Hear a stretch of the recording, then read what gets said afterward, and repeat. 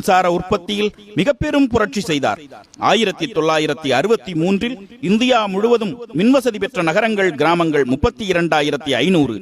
அதில் தமிழகத்தில் மட்டுமே 7,434. தமிழகத்தில் தொழில் புரட்சிக்கான அஸ்திவாரம் எழுப்பியதும் காமராஜரே.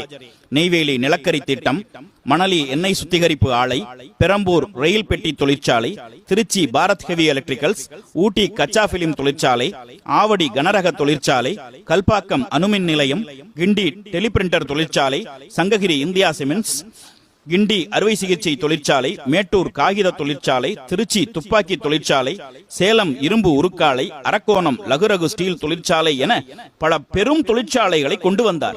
லட்சக்கணக்கானவர்களுக்கு வேலை வாய்ப்பை ஏற்படுத்தினார். 3 சர்க்கரை ஆலைகள் 14ஆக உயர்ந்தது. கிண்டி, விருதுநகர், அம்பத்தூர், ராணிப்பேட்டை, மதுரை, மார்த்தாண்டம், ஈரோடு, காட்பாடி, தஞ்சாவூர், திருச்சி என 19 தொழிற்பேட்டை